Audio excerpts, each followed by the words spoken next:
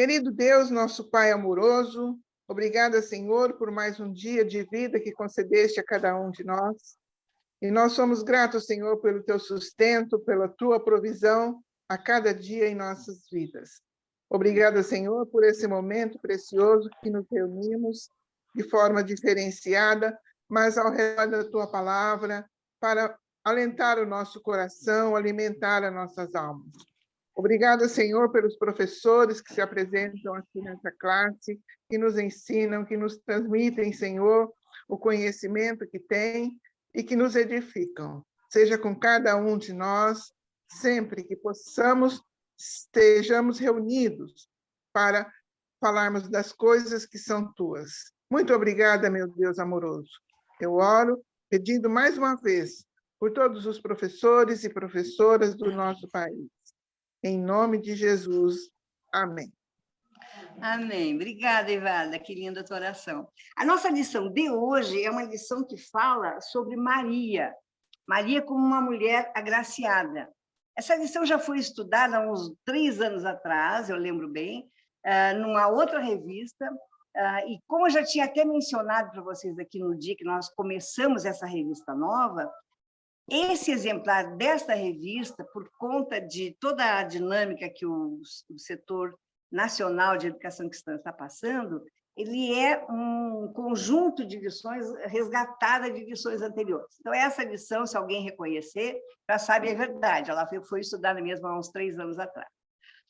A ideia é que a lição fale sobre o chamado de Maria, né? A jovem que gerou Jesus, e a lição busca reafirmar esta mulher como um exemplo de fé, de obediência e de humildade.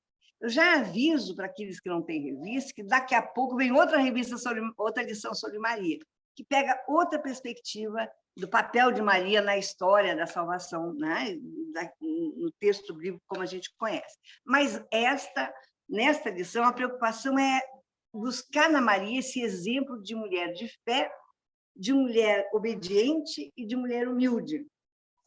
Quando falo em mulher humilde, vai me dando assim, um pouco de nervoso. Vocês, quem é meu amigo mais de perto sabe, né? Porque, assim, parece que a humildade, nessa compreensão popular, envolve uma ideia de submissão, né? E isso é uma coisa que, para nós hoje, mulheres, né, envolvidas com matemática mais atualizada e tal, fica um pouco difícil de negociar. Bom, então por isso que a gente tem que estudar, né? Precisa procurar lá no texto bíblico o que mesmo que significa humildade, o que mesmo que significa tudo isso. Então, nosso objetivo é trabalhar o chamado de Maria, né? Entendê-la como uma jovem que gerou Jesus, jovem, tinha entre 13 e 14 anos, dizem os estudiosos, né? Eu tenho uma neta que está fazendo 13 anos hoje. Quando eu olho para ela e vejo que ela poderia ser talvez uma mãe de Jesus, eu fico assim impressionada. Então tem que ter isso em mente, tem que ter isso claro, né, para a gente, né? E a ideia também de que ela serve como exemplo, então a revista vai procurar reafirmar Maria como esse exemplo de fé, de obediência e de humildade. Bom, como é que ela reagiria hoje, uma adolescente, né, que tivesse um chamado semelhante àquele? Como é que hoje a gente poderia pensar no cenário atual, dentro de uma conjuntura atualizada, né? Como é que a gente poderia pensar uma menina sendo chamada, né? Porque Maria foi chamada, tem uma anunciação do anjo, na sequência do texto bíblico recomendado, vem todo o Magnificat, né? Que é o canto de Maria. Como é que ela reagiria, uma menina dos dias de hoje? Eu fiquei me perguntando assim, como que seria isso, né? Meu Deus, onde é que caberia na cabecinha de uma adolescente de hoje essa coisa de um chamado, de um anjo que aparece e que diz, olha, você vai ser mãe, interrompa seus sonhos, interrompa sua vida agora, que agora você vai estar sendo chamada para ser a mãe de Deus, né? Do Deus que vai gerar um filho e, enfim, você está sendo chamado para uma grande tarefa, não é?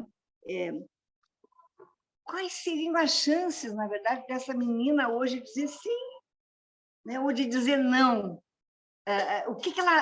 quais seriam os aspectos que ela pegaria, né, para poder estruturar uma resposta, seja ela qual fosse.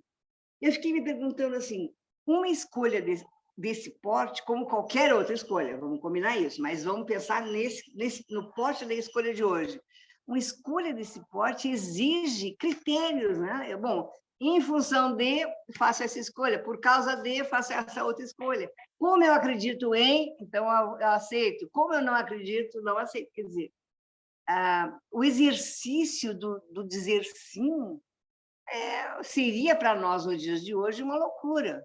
Bom, mas não significa que não tenha sido uma loucura para a Maria também, não é? Ela deve ter ficado muito impactada.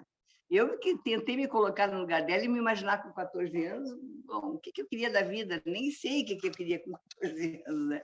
Então, assim, muito, muito difícil, né? Fundamentalmente porque, assim, a pergunta que eu me fiz, né? Será que eu seria capaz de obedecer? Não vamos esquecer que o exemplo de Maria hoje é um exemplo de fé, de obediência e de humildade, né? Será que eu seria capaz de obedecer? Será que eu teria fé suficiente para dar esse pulo no escuro, que é um pulo no escuro? Será que eu seria capaz de dizer, independente do que eu penso, eu acho, estou indo, concordo, aceito, vou ou não vou? Bom, claro, né? Nós não vamos nunca sair desse, como dizem os piracicabanos aqui, não vamos sair desse enrosco nunca, porque a gente não pode mesmo, além de hipotetizar, mais do que isso, nada. Mas a gente pode começar a olhar para a Maria, então, e pelo menos sentir o quanto que esse desafio que apareceu na vida dela deve ter sido muito difícil, muito complicado, não é? E talvez olhando e lendo um pouco do relato bíblico, a gente poder entender como é que ela foi capaz de fazer, então, essa escolha, de dar esse sim, sim, eu aceito, estou aqui, estou junto, estou pronta para isso, né? Maria era uma virgem, né? Uma jovenzinha virgem da Galileia, uma meninazinha, assim, da classe básica, simples da Galileia, uma moradora, né, de uma família comum como qualquer outra, mas uma menina muito simples e que tinha estava prometida para um rapaz. Ela já tinha um namorado, na nossa linguagem de hoje, que era José, e esse namorado era da descendência de Davi, o que dava uma certa proeminência, dava um certo destaque para esse noivo, né, para esse rapaz. E ela estava, os estudiosos usam uma palavra que para mim foi nova, muito interessante, que é assim, ela estava no desposório, ela estava prometida no desposamento para ele. Era mais ou menos assim, um ano que demorava esse desposório, é até difícil de dizer a palavra, né? Essa promessa para esse homem, para esse rapaz. E durava mais ou menos um ano, não tinha coabitação, né? Eles eram jovens, ficavam cada um na casa da sua família, mas era mais ou menos como um noivado, né? Nos tempos mais antigos, eu fui noiva, mudava aliança numa mão, depois dava para outra, que era super chique ser noivo, né? Eu me lembro que quando eu noivei, eu estava fazendo ainda o ensino médio, e eu cheguei na aula com aquela aliança, assim, aquilo era a glória da glória da glória. Olha, eu sou noiva, né? Veja que loucura de mundo louco que a gente viveu, nós mais velhos, né? Nessa coisa, eu fui escolhida por um homem, eu vou casar, olha, era essa a lógica. Bom, a ideia é um pouco essa do noivado, né? E é interessante porque os textos dos evangelhos, o nosso texto base é o Evangelho de Lucas, mas os outros 4 evangelhos têm posições muito diversas com relação a esse chamado de Maria. Eu também confesso para vocês que, quando fui estudar, me surpreendi, não tinha nunca me dado conta desse detalhe. Marcos, por exemplo, não relata essa passagem. E ele vai dizer apenas que Jesus é filho de Deus, e aí compreende-se que, como filho de Deus, ele teve uma mãe, nasceu normal e tal, mas não passa disso, né?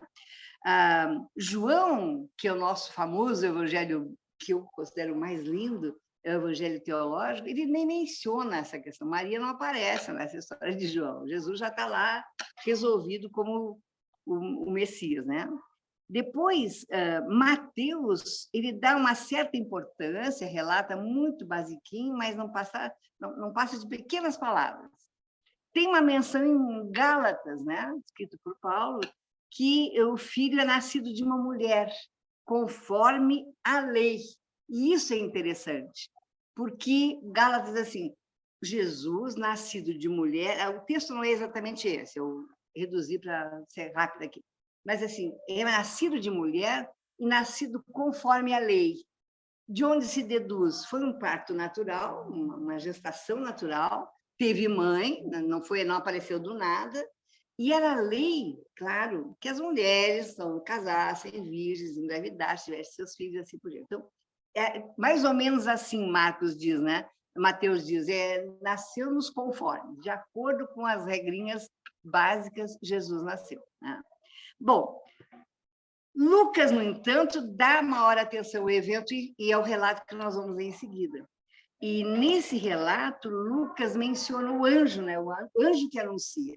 Aqui tem uma coisa interessante na anunciação, né?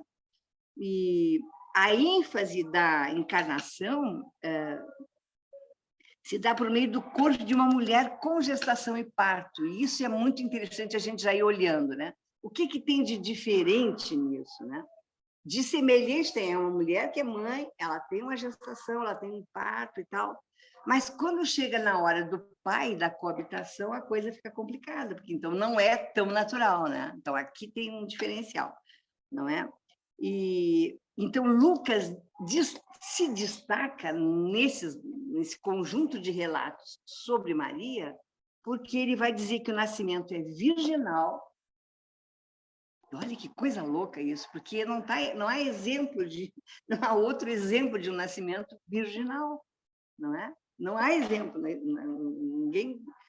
Se há um diferencial, então a escolha dos relatores é muito interessante, porque é um nascimento virginal de uma mulher virgem, não é? E a mãe, a outra coisa super interessante no relato de Lucas é que esta mãe não só oferece o corpo e se propõe, sim, a ser mãe, abrindo mão de todos os seus projetos de vida, então fazendo toda essa interrupção que a gente pode supor, mas ela se mantém junto com o filho ao longo da sua vida. Então, ela foi uma mãe como nós somos, né? Quantas mães somos aqui? Várias, né? Umas já e outras vão ser daqui a pouco, né, Alexia? Então, assim, essa mãe, ela se mantém, ela acompanha esse filho. Então, Lucas explora um pouco mais isso, o que dá para a gente esse conjunto de informações que tornam o nascimento de Jesus quase normal, quase natural, né? A exceção do fato de ser um nascimento virginal, né? E Maria se torna, então, um instrumento divino para a confirmação da profecia de Isaías. Isso é muito interessante, né?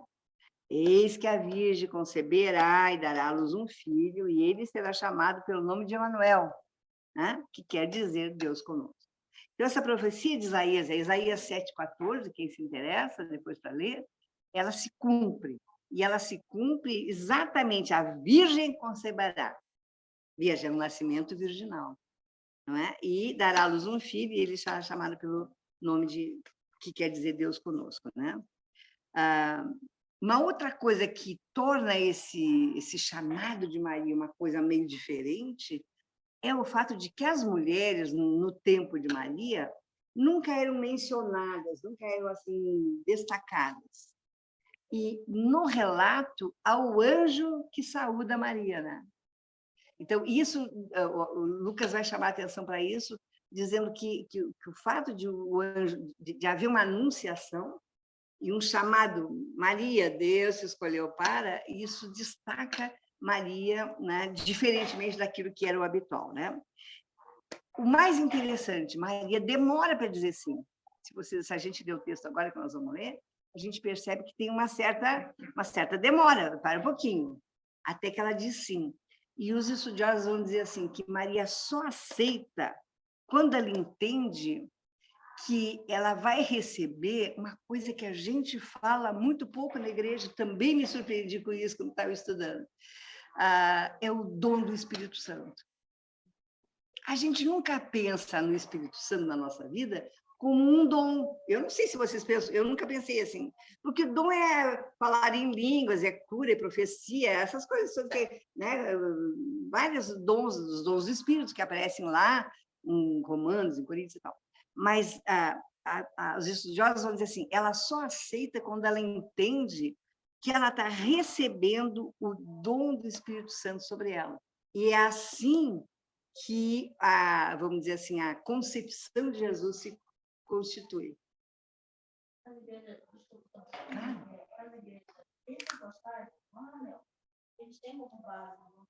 Pois é.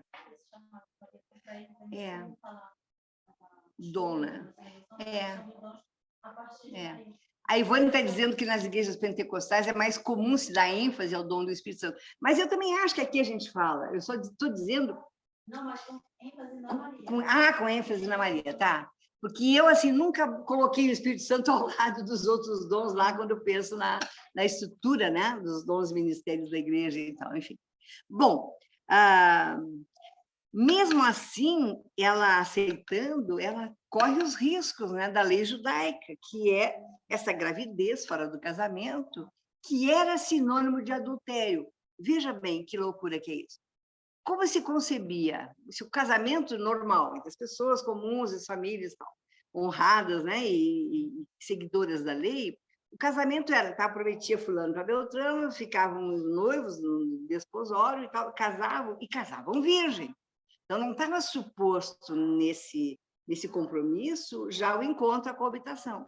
Então, quando ela aceita, ela não só aceita, consciente de que a gravidez fora do casamento não era só um problema da gravidez fora do casamento, é que a gravidez fora do casamento era entendida como adultério, porque o noivo nunca coabitaria com ela, com a sua noiva, sabendo que a lei penalizaria a sua noiva, portanto, por amor não faria isso.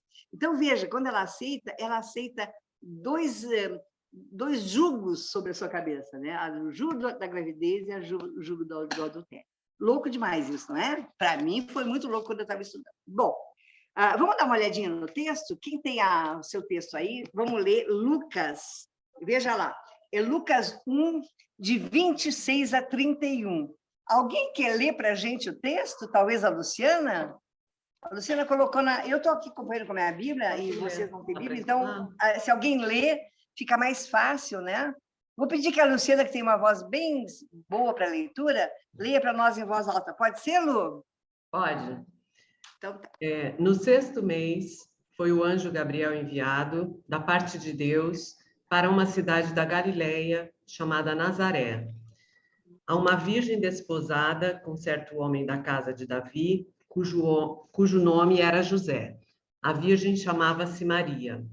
E entrando o anjo, aonde ela estava, disse: Alegra-te, muito favorecida, o Senhor é contigo. Ela, porém, ao ouvir esta palavra, perturbou-se muito e pôs-se a pensar no que significaria esta saudação.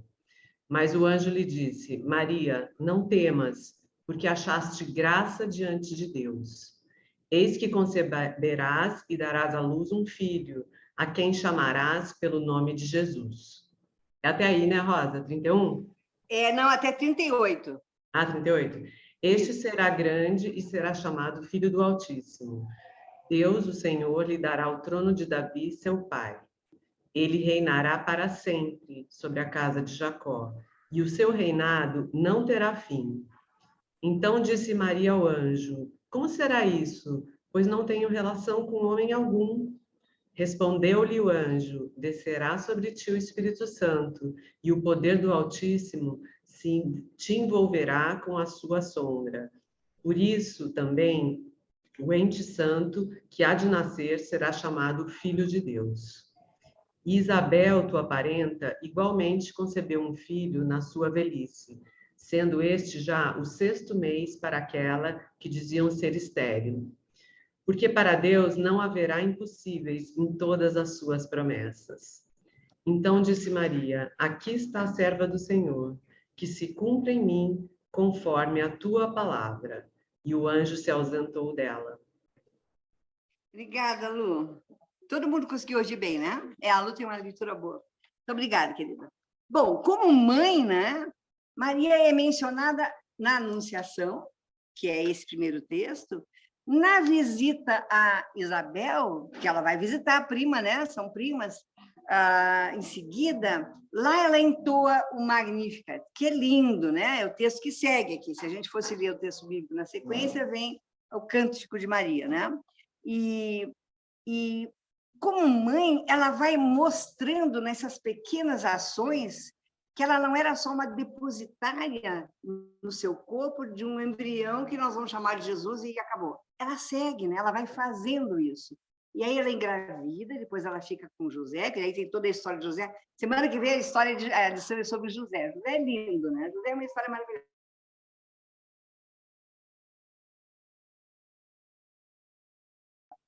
Quem vai dar para e participar, por exemplo, do crescimento, né? Ela faz a difícil viagem para Belém, aquela viagem que Jesus se perde, né? E aí, se vocês pegarem a lição nossa aqui, no primeiro item do Fundamento Bíblico, então tem um conjunto de ações que ela vai fazendo que vão demonstrando para nós. A resposta dela de sim para o anjo não era só um sim momentâneo, 9 meses que fosse, não. Era um sim para toda a vida, né? Então, ela vai se apresentando assim, né, como mãe mesmo. O que é, no entanto, fundamental para a gente pensar na aula de hoje? Quer dizer, qual é a fatia, qual é o pedaço dessa história, não sei o que está acontecendo aqui, dessa história, que nos interessa na aula de hoje. Obrigada, Pedro. O Pedro está aqui do meu lado, meu assessor direto, que eu sei da aula, mas não sei mexer em nada dessas coisas de celular. Bom, vamos lá. Então, primeira coisa fundamental é que Maria escolhe mesmo crer no Senhor. Ela escolhe, gente. A escolha dela de ser a mãe dessa criança implica necessariamente que ela tem que crer nesse Senhor que se apresenta para ela, dizendo: ó, é o meu filho que vai nascer de você. Ela faz essa escolha. É louco demais uma menina de 13, 14 anos. Bom, ela torna-se, por causa disso, mais do que nunca, uma mulher de fé.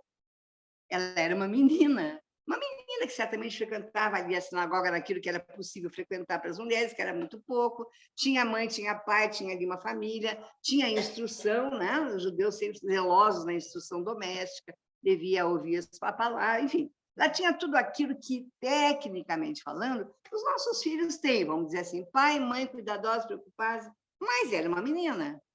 Quando ela escolhe crer, escolhe aceitar a proposta do Senhor, ela realmente passa a crer no Senhor aí por si mesma. Aí deixa a família de lado, porque a família não está envolvida nessa conversa. Não se vê mais falar nada sobre mãe, pai, tio, avô dela, nada. Ela agora faz a sua trajetória. Quer dizer, imagina, se ela tinha 13, 14, vamos pensar que tinha 14, com 15 ela ganhou esse filho. E com 15 ela foi para manjedoura, bom, toda aquela história que nós conhecemos. Com 15 anos, na melhor das hipóteses, provavelmente tenha sido mais cedo.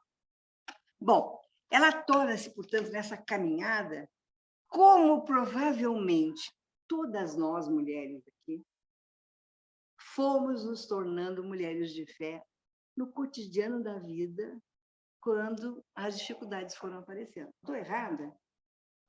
Porque aí é no fogo, né, que a gente cozinha, e aí que a gente vai se tornando. Bom, ela resolve honrar o Deus dos seus pais, porque, claro, esse convite para ela veio no contexto que ela representava. Deus não chamou uma menina de fora dos judeus, dos amorreus, não sei de quem, de um dos outros povos, né, que conviviam tudo junto ali naquele cenário da Galileia. Não, ele chamou alguém que já estava instruída na compreensão da espera do Salvador, porque os judeus estão esperando, né? Então, não esquecer dessa grande utopia judaica que é: vai vir um Salvador que vai resolver o nosso problema. Então, a Maria está nesse contexto. Então, no fundo, ela não estava despreparada no sentido da instrução, provavelmente, porque ela era de uma família judaica, então ela tinha essa instrução, né? E ela diz sim, provavelmente muito sem compreender. Talvez a grande dimensão da tarefa que estava sendo dada para ela não conseguisse compreender, né? E eu me pergunto quantas vezes nós todos, aí homens também, né? Bobagem a gente chamar só as mulheres, os homens também são chamados a essas ações, né? Quantas vezes nós dizemos sim na experiência da fé, sem mesmo saber como é que isso vai acontecer ali na frente? Até porque se não fosse assim, não seria fé, né? A fé os atos de fé só acontecem quando a gente não está enxergando para frente, a gente só está enxergando agora. Mas a gente crê no Senhor, né? Isso é muito louco. Então, ela diz sim, certamente sem compreender o tamanho da tarefa que o sim dela implicava. E ao dizer esse sim, ela toma a atitude de fé. Não foi uma atitude racional. Não foi planejado. Ela não chamou os amigos, o que vocês acham? Estão me convidando para eu morar no Canadá. Não é isso, né? O convite para ela, assim, não tá dito ali, mas tem que largar tudo, que agora você vai ser a mãe do Filho do Senhor, do Emanuel, do Deus conosco. Bom, nesse sentido, a sua atitude, a sua postura foi de submissão e de disponibilidade. Eu acho que Maria ainda ficou, mesmo quando ela disse sim, ela ainda ficou meio assim, mas e agora? E com José, como é que eu explico essa conversa? Como é que isso vai acontecer?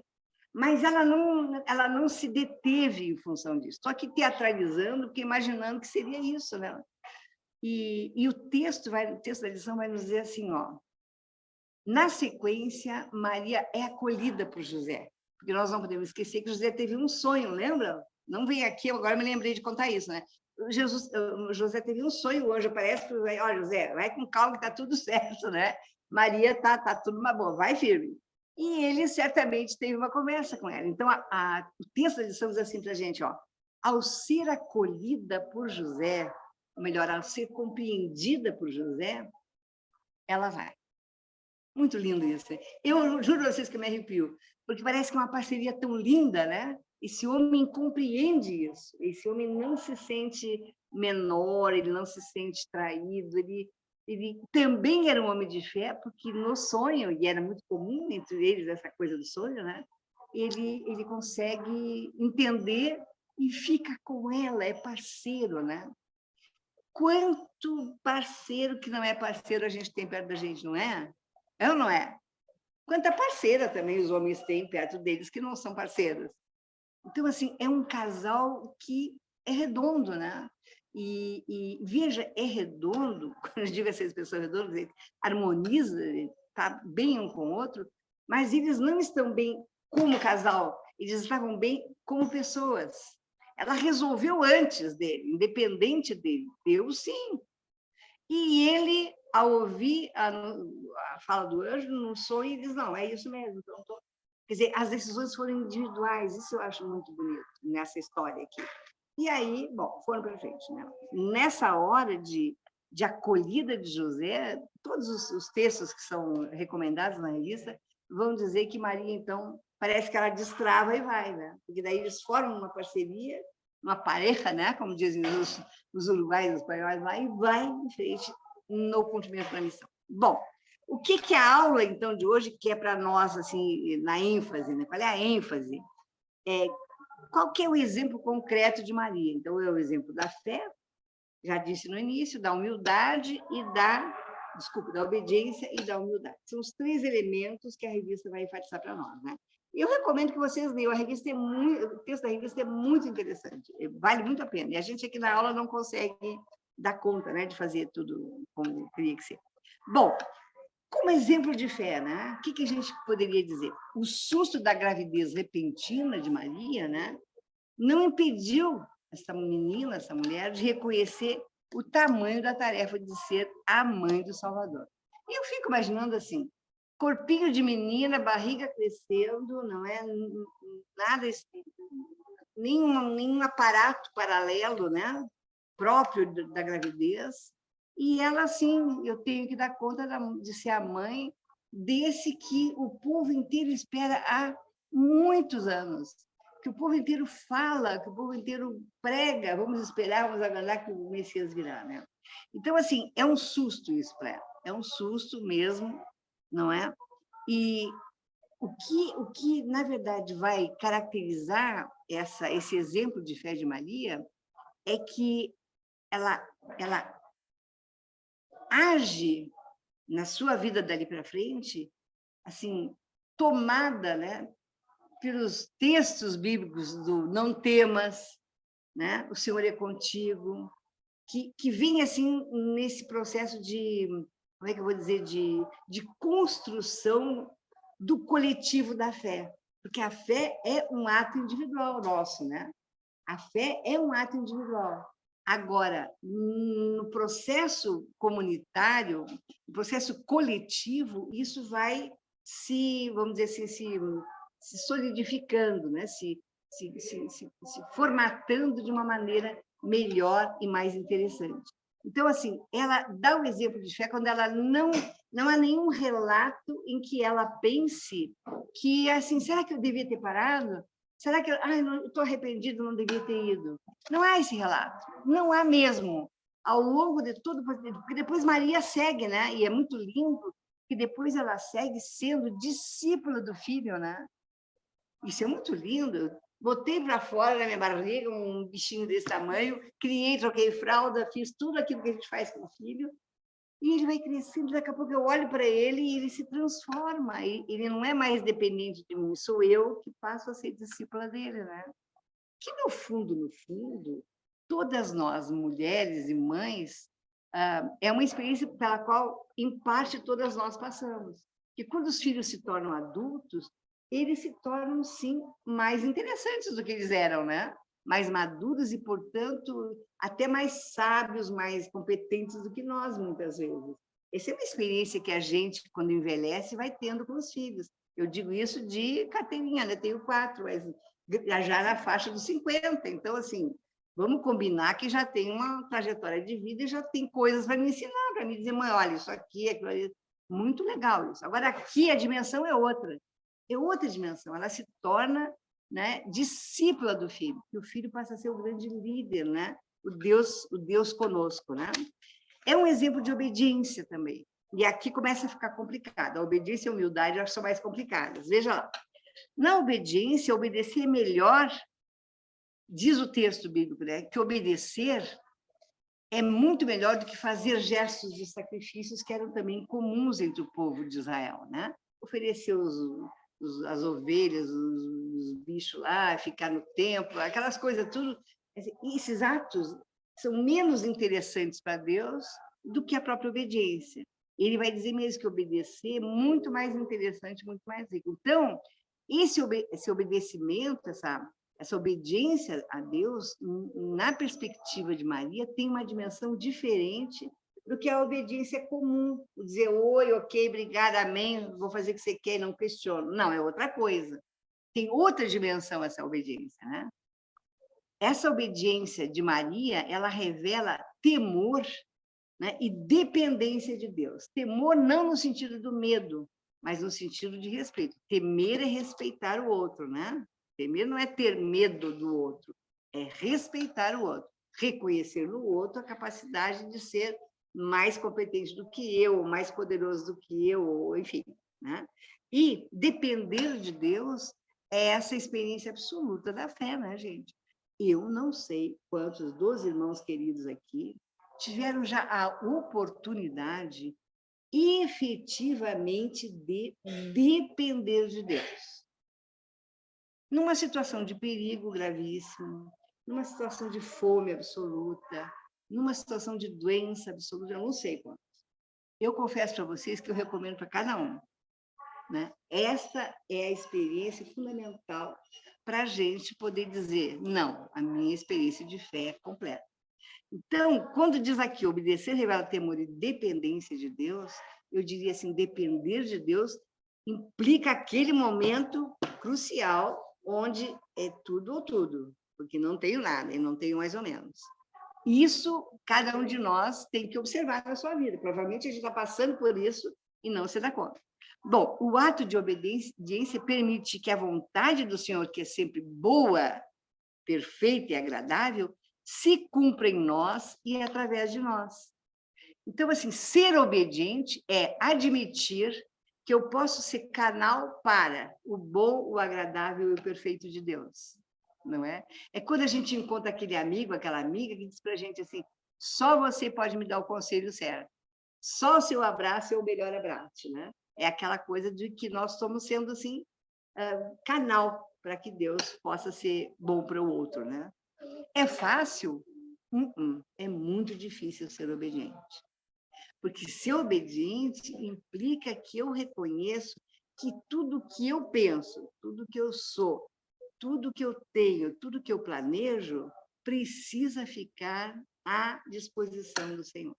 Se ele quiser usar isso, legal, né? Já está feito metade do caminho. Se ele não quiser, se for outro plano dele para a nossa vida, é abrir mão de tudo isso e fazer outra coisa. E isso não é simples. Tá? A gente sabe que isso é difícil. Terceiro e último item importante em Maria como exemplo para nós na lição de hoje. É o exemplo de humildade, né? A Maria teve uma atitude, e eu acho que a palavra que o texto da revista usa é muito bom, é uma atitude de rendição diante do convite do Senhor. Ela larga tudo e se rende. Quando eu li o texto, eu pensei exatamente nas cenas que a gente está vendo todos os dias aí, da guerra da Rússia com a Ucrânia, né? Então, vi aquela loucura assim, dos prédios demolidos, aquela rendição completa, né? Eu penso assim, que as pessoas que estão ali, ainda vivendo, que nos últimos dias os ataques estão sendo em cidades que estão habitadas, eu fico pensando assim, bom, quando alguém sai na rua e olha aquela tragédia, a coisa é rendição, né? Não, falta fôlego, né? Eu imagino que seja isso. Maria se rende, ela diz, não, nada do que eu tenho vale, tudo aqui está desmontado, eu estou aqui à disposição dele. Essa é a primeira parte desse exemplo de humildade. A humildade exige, então, submissão. Eu tenho que reconhecer que eu me submeto ao Senhor, e que é um Senhor que vale a pena se submeter. Submeter-se, ser humilde significa entregar-se e renunciar. Talvez a renúncia seja a coisa mais complicada. Eu, às vezes, fico pensando assim, meu Deus, a gente só tem uma vida, né? Bom, eu tenho 73 anos de idade, fico pensando assim, meu Deus, será que eu fiz tudo o que eu queria? Porque daqui a pouco eu vou, né? Claro, não vou ficar para semente, ninguém fica. E eu fico pensando, meu Deus, eu tenho que ver o que ainda dá para fazer daquilo que eu gostaria de ter feito, porque a vida é uma só. Bom, claro, graças a Deus não tem muita coisa que eu tenho querido fazer, nem coisas muito difíceis. Dá para fazer sendo uma velhinha de 73 anos. Mas renunciar significa renunciar a esse apelo individual que cada um de nós tem. Quero viajar, eu quero andar de, sei lá, de parapente, eu quero saltar de paraquedas, eu quero qualquer coisa desse tipo. Não, renunciar a tudo isso. Maria certamente tinha os sonhos dela. Era uma menina noiva, tinha um quase marido, ela tinha que ter sonhos. Renunciar significa abrir mão de tudo isso. Mas então Deus é um Deus malvado, ele quer que eu abra mão de tudo que é bom para mim? Não, ele quer testar se a gente é capaz de desistir por ele, né? Não vamos esquecer nunca da história de Abraão lá com o filho, né? Isaac foi e ia matar Isaac, ia sacrificar por amor ao Senhor. E o Senhor diz, não, eu só queria saber até quanto ia a sua fé, né? Bom, a humildade, aqui tem um negócio muito legal. A humildade dá acesso ao coração de Jesus. Olha que coisa louca isso. Imagina o coração de Jesus, se a gente pensar em termos de tamanho físico, deve ser uma coisa descomunal. Mas é fechadinho, né? É para aqueles que o aceitam.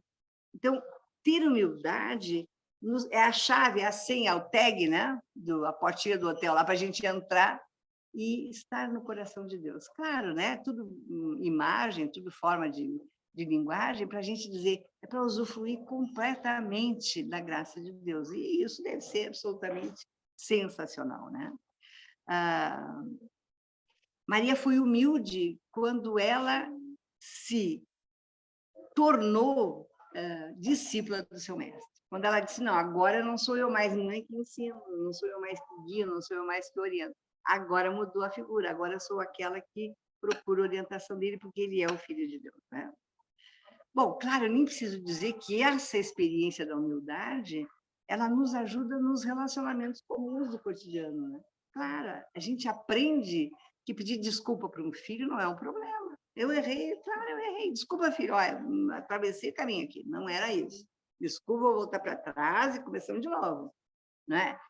Claro, eu preciso entender que a humildade é reconhecer, né, o meu limite, né?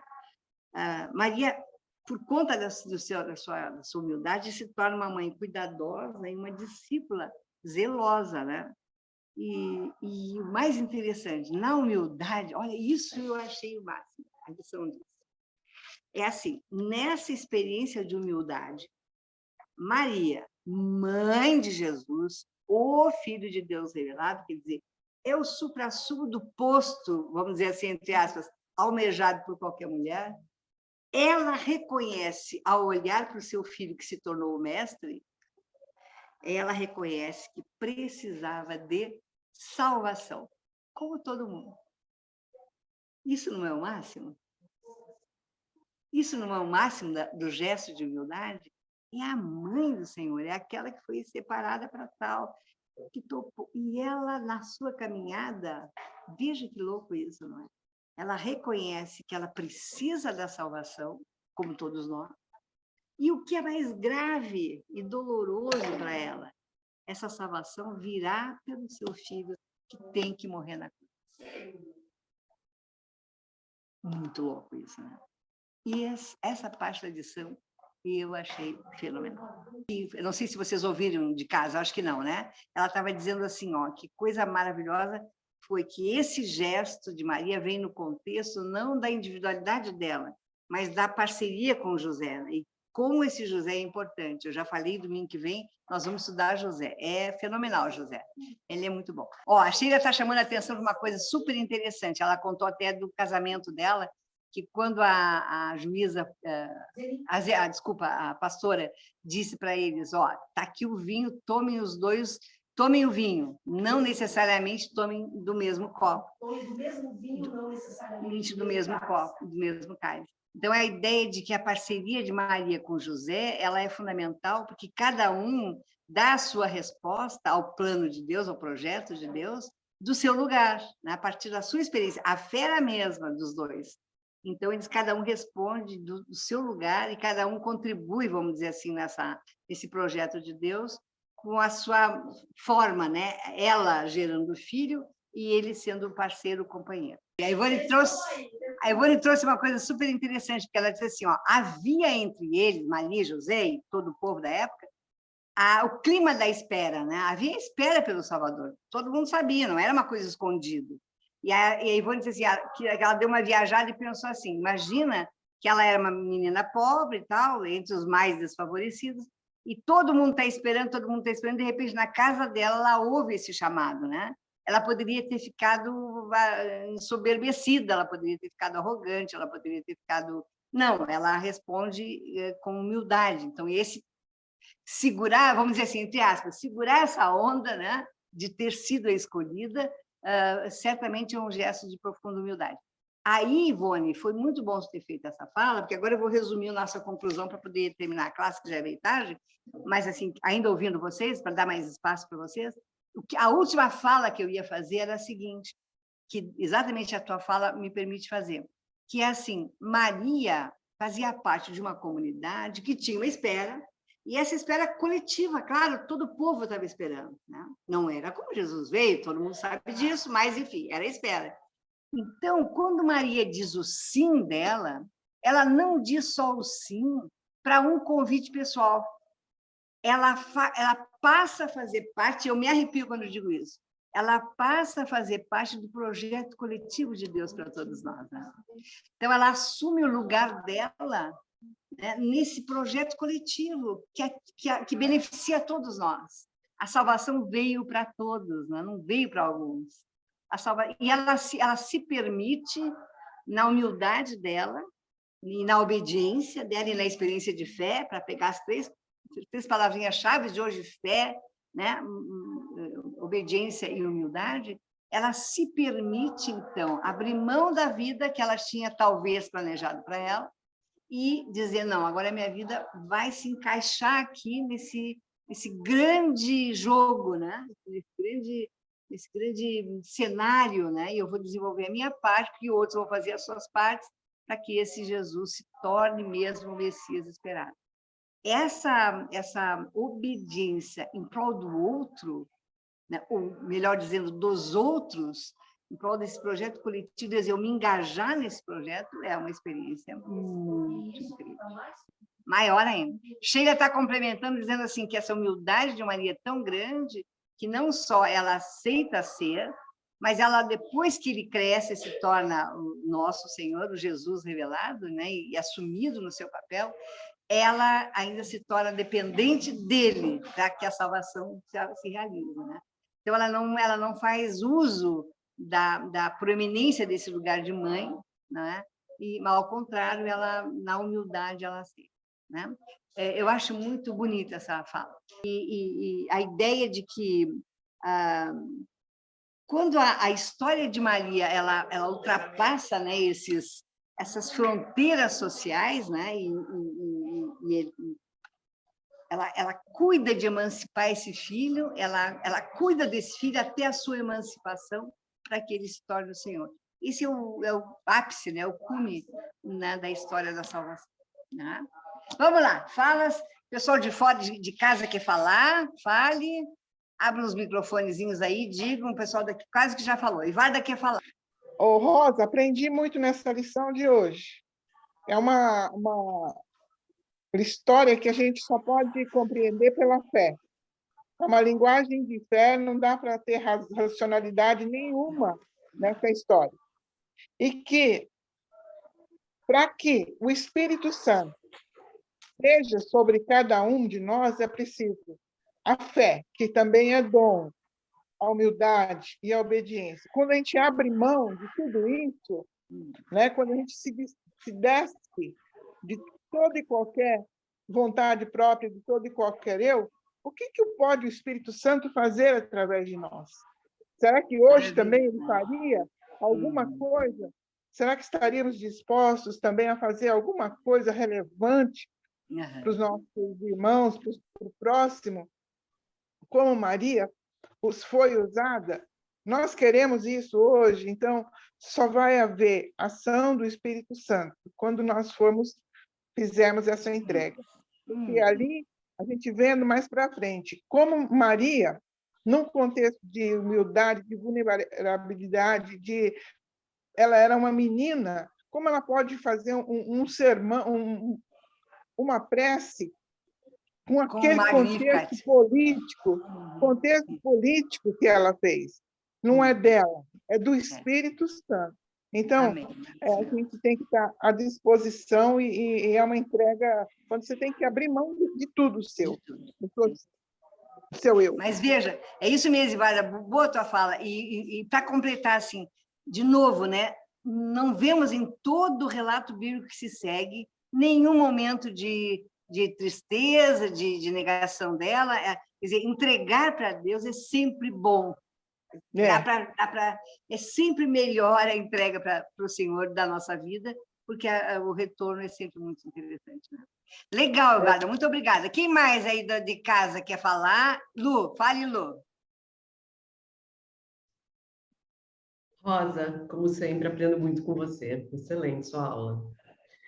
Eu queria destacar duas coisas, né? Uma é que a escolha que ela fez, né? Ela foi escolhida, mas ela escolheu aceitar. Isso é muito importante, né? Porque ela poderia não ter aceitado, não faria parte do projeto. Então, assim, é a escolha que a gente tem o poder de aceitar e de se comprometer e ter fé, né?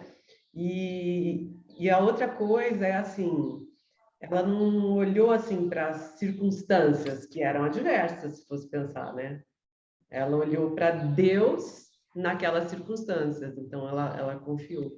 Então, Eu estou... E aí o texto é aquele, eu estou contigo, vai, né? É isso mesmo. É o mesmo texto de Josué, né? Vai, enfim, quantos exemplos na Bíblia. Legal, Lu, muito bom. Quem mais, queridos? Quem mais? Tem mais gente aqui. Posso passar aqui? Como é que passa? Oi, Rosa. Vou passar aqui para ver. Oi, Desci Rosa. devagarinho. Oi, Lu, fale, Lucas. Obrigado pela aula. Aprendemos muito sempre com você também, concordo com a Luciana. E acho que continuando um pouquinho no que a Ivarda falou, quando a gente escolhe dar ouvidos para o Espírito Santo, a gente entra mais na realidade. Porque o fruto de Maria é a interferência de Deus na história, né? É Deus interferindo, vindo na história com a gente. E dar ouvido ao Espírito não é só uma coisa mística, que também é bom, mas também participar da história da realidade, da família, da sociedade, política e tudo mais. E na direção certa, né? É isso mesmo. Muito legal, Lucas. Viu? É isso mesmo, eu acho que você tem toda a razão. A Ellen deixou um recadinho para nós, que tudo foi legal. Quem mais quer falar? Vamos ver, nós temos aqui a Maria José, temos a Vitória, temos a Elaine também. a Elaine. Oi, aula. quem? A Elaine também agradeceu aqui pela aula e agradeceu também a Ivarda pela colaboração preciosa. Ah, legal. Então, eu acho que é isso, né? André está aqui conosco também. Quer falar alguma coisa, André? Tá bom. Então, eu acho que é isso, né, queridos? Alguma coisa mais aqui que a gente queira complementar? Eu chamo a atenção de vocês para 2 lições. A do domingo que vem, que é sobre José, e Divaldo vai dar, e é muito interessante porque José, na Igreja Católica, José é muito enfatizado, São José, né? É uma coisa muito interessante.